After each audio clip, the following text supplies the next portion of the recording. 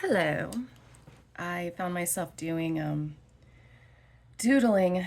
I needed to make a list. I needed to make a list, and I found myself doodling it in my little style here, excuse me, which means I need to do it. That's what I have. Oh, let me get some better light here. That's slightly better. Okay. Okay. There we go. Okay. Lighting is important, y'all. So I wanted to narrate a little bit about how I do this. I'm talking so much about my trauma. Can we just talk about doodling? Doodling is something you do with your hands right in front of your face that has no stakes at all to it. And it's nothing but simple little choices, and it feels good. And that's why we have to do it. We have to do chores. We have to do little things that are going to be a success, even if they're not important, really. But this is, and I think a lot about that, how in our society, success is like never having to do chores. Success is like, oh yeah, I'm rich enough and everything that I never have to do those little things. And it's actually not good. It's actually really bad for you. Why do you think old rich guys just get into like tinkering with cars and gardening and making beer and wine? Our bodies want to do these things. And 40,000 years ago, when we're still modern humans physically, but pre-civilization, oops, I'm having tea. We would be doing these things all the time, but we'd be doing it with our family and in an environment where we have all of our needs met. Maybe we only live for 40, 50 years, most of us, but we're happy the whole time. It's not what you think, you guys. Civilization is not it. Okay, so when I doodle, it's because I need to. My hands need to do something. My eyes need something that feels good to look at. And it's a task that, this is just a to-do list for me in my notebook that is not going to be seen by anyone else except the entire world, by you guys. Low stakes. It needs to be low stakes. And but let's get to my design. Let's okay. So I always put in a moon, and a moon is a reflection of light. And I realized over the last, okay, so I'm getting in my therapy already. Okay, well,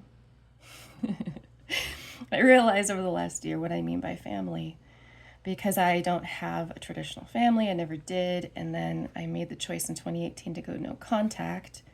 I already had no contact with my dad since 1998. Family, I had to find out by who actually was there loving me over the years and unconditionally. And I discovered, I think, part of what family is co-worship. Oh, this gel pen is not it. Co-worship. So think about like a kid, if you have a kid, or a dog, if your dog's family. You worship. You want to make an Instagram just about them, right? I think the first person who I loved as chosen family was Ryan Butler, if you know him. I made a little video the other day where I talked a lot about him when I first met him in 8th grade. And I just worshiped this kid, but in a, really platonic, just kind of cute friendship way. But like a kitten, like I would like want to make an Instagram celebrating this little person who was just so cool. And that's how you feel about your kids. I think my kid, Sage, is just the most interesting, coolest person ever, and I'm her biggest fan. I want to be just like her. and then, if you fall in love, and you can fall in love with friends, in a friendship way, you worship each other. And you see the light in someone, and you're like, oh my God, I want to reflect this. This is just so great. And you tell people about them, and you take pictures, or in my case, you draw them all the time. You enjoy and get life out of reflecting their light. And so here's the suns. right here. Sorry, I'm actually accidentally dinging my tea here. Suns are a star, and then we got stars in the distance here, but these suns are close up. And so when you have a light generating little entity like a person in front of you, when you worship them, you reflect their light. You see their light. You see, like the perfect version of them behind any clouds or any whatever, The metaphor is giving.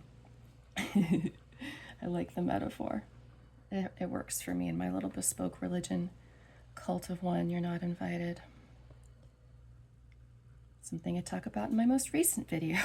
I apparently have become a recovery from CPTSD therapy Instagram. But I make it my art and everything all about that.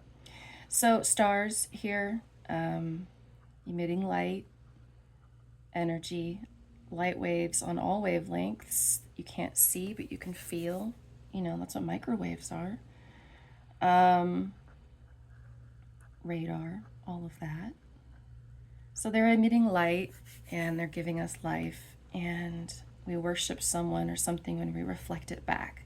We feel the glow and we get energy from them, and we just want to celebrate them and be a perfect moon, which is to me unconditional love. If you can do that, you're being a perfect moon. And I fully believe now, it's taken me a year to really, no, I'm focusing on that year thing. It's taken me a long time to get to the place where I can understand what I mean by family, love. We fetishize unconditional love, especially growing up in my church, being a Jedi, as I call it, Diet Buddhism. Unconditional love was something that only God and the Guru can give you, and so, human companionship is nice, but it's not the real thing. It could never be the real thing because humans are fallible and only God and all that shit. And I'm just like, no, it's not true. That's not true, Ellen. No. Humans are capable of unconditional love, but I think that only some humans can truly do it. I think it's actually like a talent. I think it's actually a power. And these people. Some people have them as a family member, but not all people can even do that with their kids. And I had that experience. I lived with monsters. So I put in moons and I have them facing here, and then there's always suns. Anytime there's a scoop here, there's a sun. And I developed this style because I wanted something sans serif. I wanted something, that's nice. This feels good. I wanted something, I'm really influenced by the Art Nouveau movement, but specifically the Viennese Secession. And you guys are probably, if you're not an art history nerd, or typography nerd, you would think of Gustav Klimt, The Kiss, right? The Tree of Life, all the paintings with all the gold. And he was a really big part of the Viennese Secession. His pupil was Egon Schiele. Schiele? I don't know. Art history is fun. So the style of the Viennese Secession is inspired by, it's doing the Art Nouveau thing that the Parisians were doing at the fin de siècle. But they did a lot of handcrafted chisel with a chisel and wood, and to make these magazine covers, these posters for their little art scene. And so it has this effect of the Art Nouveau style that you're used to, which is like, these really organic, fluid lines, right? It's right. But the Viennese Secession starts getting into these really getting geometric, going into the Art Deco movement, which is really influenced by machines and being able to do these really repeated hard edges and everything. So I really like the Viennese Secession, and I wanted the effect I was obsessed with since I decided to be an artist full time, leave the PhD program, really believe in myself for the first time, truly in that sense as an artist.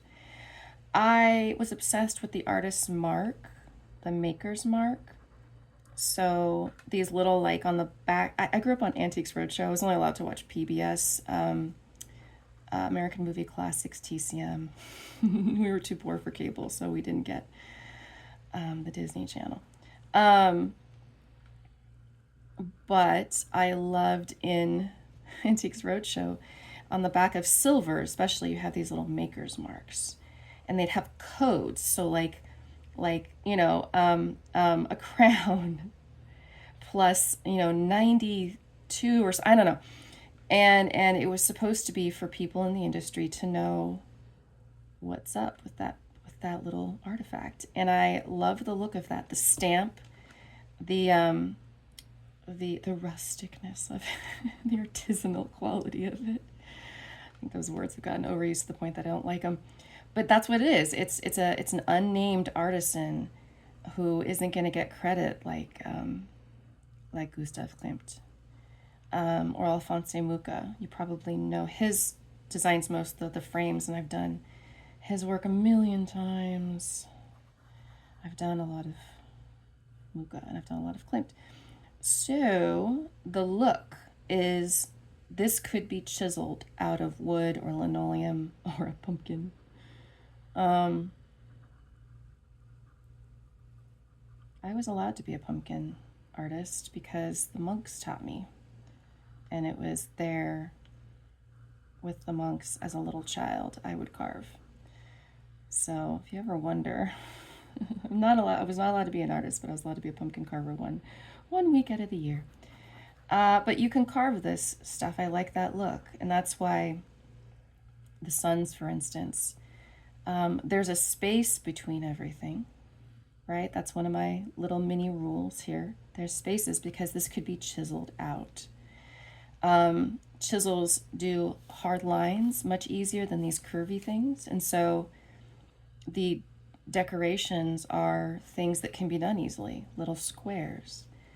So that's what I was riffing off of, and it developed. And while I was been working through my CPTSD and recovering from waking up from amnesia after 25 years, actually no, I'm gonna change that. It was really more like 26, 27 years for a lot of it. I I started doodling these little truths, these little truthies, these little conclusions. My brain was like, oh my God, I have all the data on me now. I have access to all the data on me now, all my memories. And so I could figure things out super quickly, lightning speed. I just knew things. My instincts were back and fully there. And then with decades now of experience and training and processing things, oh my gosh, I always know the right answer now. It's incredible. Doesn't mean it's not hard, but I know the right answer. So things like, I have these little rules. So you only need, for doodling, for things like this, you need to have very limited choices. You need to not have to make a decision. Decisions is deciding the game, deciding what's the question. And you offer then choices to someone. It can even be yourself. It's often yourself. And nature is always in the dominant position, and it always does that. But there are moments when we can take the agency to say, okay, I'm going to decide the game. The game is doodling. But after that, I don't want to have to make decisions. That takes executive functioning that I don't want to waste on this. I need it. It's precious. You don't have it unlimited, no matter how smart you are. So one of the rules is there's always fat and skinny. I like a tall, skinny thing, but if we're gonna go fat, we're gonna go fat. I like really thin lines, but then a real thick accent line. I really like to make them stripes. So California Love, I needed a lettering style for it, and I love lettering, but I've never really done a good sans serif one that I liked. But I have been kind of playing with this look actually since I was really young. I found in my sketchbooks that really woke me up. My sketchbooks, my journals. I wrote down everything, you guys. I kept the receipts. I'm like a historical, yeah. I've been working on this lettering style apparently most of my life. And so there's a lot of influences. So there's thick and thin. Oh, tea. Tea is important. There's, you can see the Art Nouveau influence here, but we're getting into Art Deco. So I'm going to make this a little fatter. These are too similar in width, so I want to make this one a little bit fatter. I've gotten good enough at the lettering style to be able to write this out very easily, even without these grid lines. I could do it, so I don't have to make decisions there. I've done it enough that it's easy. It's just in my body. It's muscle memory. And then I go through here and I'm like, nope, want it fatter. Nope. Nope. This is a big no and a, what was it? What did Trixie say? Terrible options in a sea of no. Something like that. Limited options in a sea of no. Trixie Mattel grew up in a really abusive environment. Shitty childhood like me. Brian Furcus, his government name. He got taken out of the home when he got a death threat. And he got that, I didn't. I had to get myself out, so I listened to that song called Subway by Chaperone a lot because she screams she got away. That's how I feel. I'm going to do, I think we need a belt here. There we go. So there's space here. And I'm doing, what do I call these? I call them bits. When I'm in Photoshop and I'm separating these as layers so that I can turn them into like stickers and stuff. So I call them bits. And so I like having the main lettering pop by having the dark base color. And then the bits are in a lighter color. And I love a fluorescent. If I can get a hot pink, if I can do, this is like a hot watermelon coral. Love it, love it, love it, love it. And so I take spaces like that have they're spacey. And I kind of fill them in a little bit. And again, there's always a little buffer. There's always room because of reasons, because of the style it's evoking. And yeah, anytime there's a swoop going up like this, I do a sunrise. I thought they were sunsets until my friend Yael was like, it's a sunrise. And I'm like, oh, work. Yeah, there you go. You get it. My stars, this is important. My stars are all even because optics, because I'm going to do one up here for you so you can see.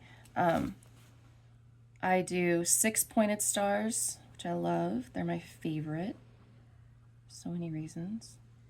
And they're more up close, so they get these little radiants, and they even get little mini radiants. But then I'll do 4 pointed stars, and if they're in the middle, not in the background or the foreground, I do kind of like a long bottom, and I'll even do like maybe a little bit of radiation. And then we got the little minis, and they're just these little little diamonds basically, and I'll put them inside of O's. I'll just fill up little spaces like this, and making it a lighter color means that it's not like too much. And I started doing this with some of my stickers, so yeah, you'll see those. So that's what I do. That's my lettering style. There's always a moon, at least one. It's usually down here, you'll notice in my artwork. There's usually at least one sun if I can get it in. And then there's 6 pointed and 4 pointed stars. I have trauma with 5 pointed stars, and they're not optically accurate. That always pissed me off. That was a red flag for me. I always do a dark color to start with, and then a lighter color for the bits. I keep it either really skinny or really fat. I love doing these. I love drinking tea. So happy doodling, you guys. Doodling is really important. So I'm going to finish this list now. And yeah, enjoy doodling. I love you all.